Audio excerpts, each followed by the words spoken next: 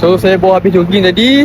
Betul bila kita jogging ni, tiba-tiba teringat pesanan daripada mentor saya, iaitu Tuan Muhammad Zulkifli Syafiee, tentang kaitan dengan habit dan kesihatan.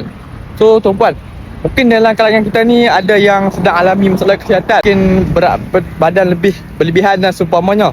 So benda ataupun masalah kesihatan ni tuan-puan, ataupun masalah berat badan berlebihan ni, dia bukanlah berpunca daripada aktiviti ataupun perbuatan kita seharian ataupun semalaman.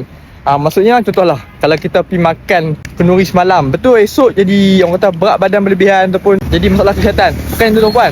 Masalah kesihatan ni adalah berpunca daripada masalah yang kita adakan 5 tahun ataupun 10 tahun lepas ataupun 2 tahun lepas. Maksudnya dia bukanlah kita buat semalam jadi hari ni terus. Tak tuan-puan.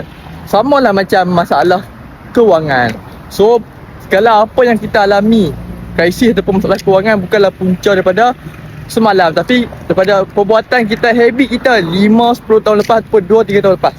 So yang mungkin selama ni kita suka boros, tak ada simpanan, suka buat hutang yang tak sepatutnya. Mungkin kita takkan alami benda tu untuk esok harinya, tapi kita akan alami untuk beberapa tahun dan beberapa bulan. Jadi perkara ni, setiap masalah kita mesti ada solution dia. Sama lah macam orang alami masalah kesihatan, berat badan berlebihan, dia akan usaha.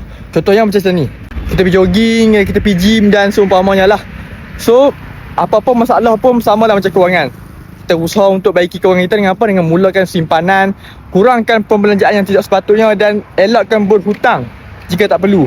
So tapi benda ni pun akan ambil masa lama tuan-puan.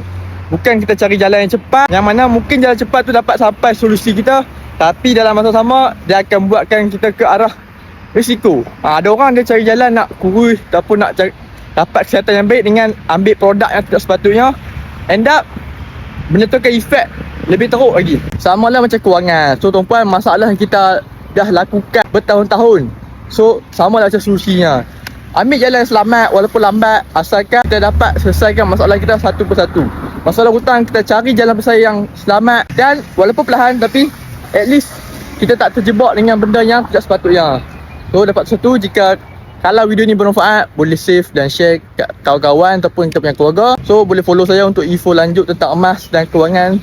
Ingat, jangan tukar buat simpan sampai kita kaya.